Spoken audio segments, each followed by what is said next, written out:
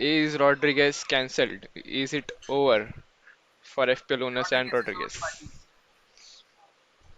Like I mentioned, for the very reasons I mentioned before, uh, he has been very unlucky, but also at the same time he has been very poor. You True. can't just justify blanking 5 games Yeah. in a row.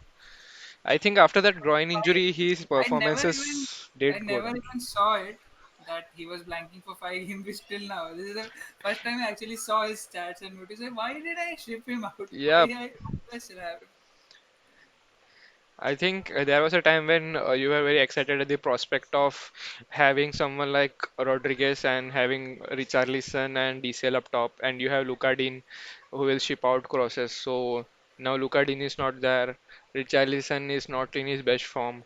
Rodriguez, as I said, after his groin injury, has gone down a lot. And when you see there are other FPL assets like Grealish, etc., who is also performing very good, you will like to switch to Grealish. So, and Grealish is a good choice as well. So, a lot of people, including me, has done that and is getting me points. I would have mentioned a certain player called Zaha, but then thanks to Arvind, he became COVID positive, and then he is in self-isolation mode. So, Yeah, let's he see. won't be there for 2 weeks. Yeah, he So won't be there for 2 weeks. So I think, yeah, having Rodriguez at that price range when you have other assets is bit of a question mark. He is slowly becoming a differential at the rate who is going down, and I think he also dropped in price today. And talking about yes, price yes, rise I and did agree. drops, you can check us out on Instagram and Twitter, wherein we are back to posting it daily with better graphics than the official FPL team. So yeah. So do follow us on Instagram and Twitter. We are active there. You can get a lot of stuff there. So do check us One out. thing One thing I do have to mention about Rodriguez because I own him is that don't be in a hurry to ship him out. Well, Hmm. I don't want to lose money on him.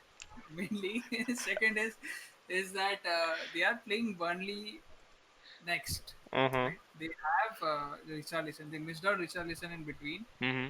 and that was kind of painful for Rodriguez. But they have Richarlison.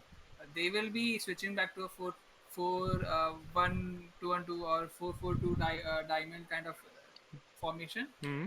which where Rodriguez will be the pivot and Calvert-Lewin and this Richarlison will be up top. That would be a better.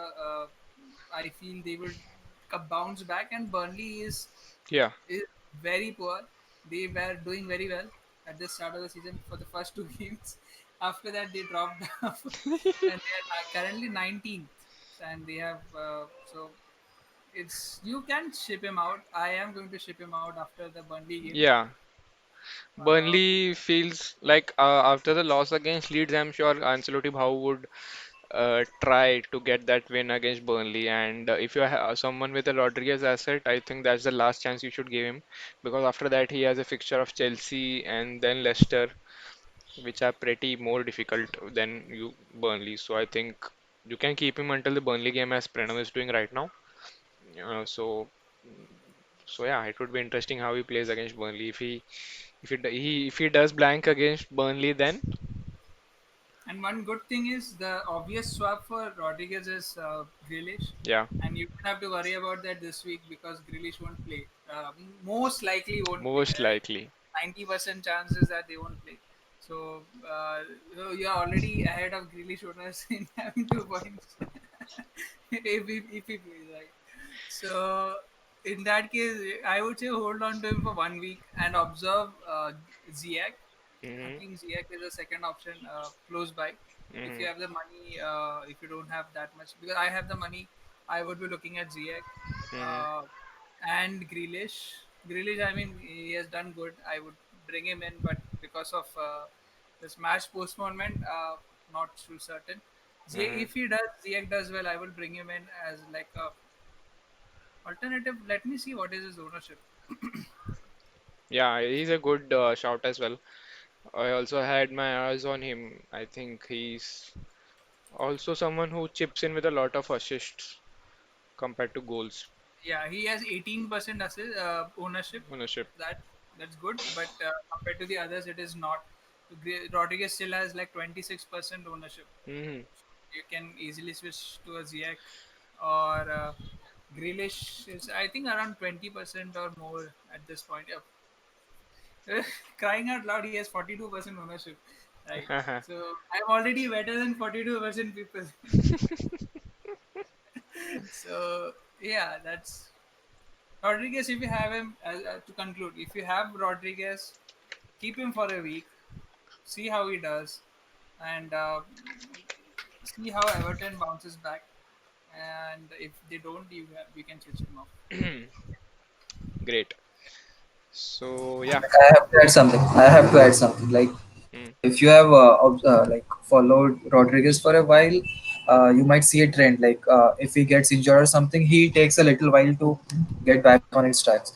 So that is the reason why when Rodriguez got injured, I shipped him out, and mhm, I don't plan on bringing him back because I know what his trends are. So according to my opinion, I would say it would be a wise choice if you ship out Rodriguez because it would take a while for him to get back on his tracks and getting you some mhm, FPL points. mhm. True. Makes sense. So, like I said before, December, if you're new to fantasy, you're new to Premier League, fantasy football as well as Premier League takes a big toss uh, compared to other leagues. So, if you have been to the German league, you have seen those kind of matches. What happens is they consider football players as human beings and they give them Christmas as a holiday period. But being the British greedy cunts that they are, they force you to play in the Christmas week, especially on the 26th of December. It's called Boxing Day.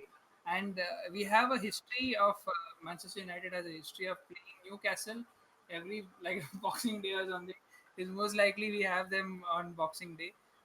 But yeah, so December is a very tough time for Premiership teams and FPL teams because a lot of rotation happens, and you will also have double game weeks for teams which had their fixtures rescheduled. So double game week happens when your team. So we have a dedicated slot of 10 matches, and let's say your team is playing a second time in between these 10 matches. In that case, you have a double game week. It does not mean that you are playing twice a week or 3 times a week. It's not that. It's inside this one game week of 10 games, you have an extra fixture which comes in. So that counts as a double game week. And that also comes into play. So it's very tricky to manage the situation. Teams which have fodder players like do get zeros, which is not my team, was not meant to be my team, but is sad my team. So those kind of teams will struggle a lot with zeros. I already am struggling with zeros. So that is a tough time, and game management, time management comes into play, especially Klopp and Pep.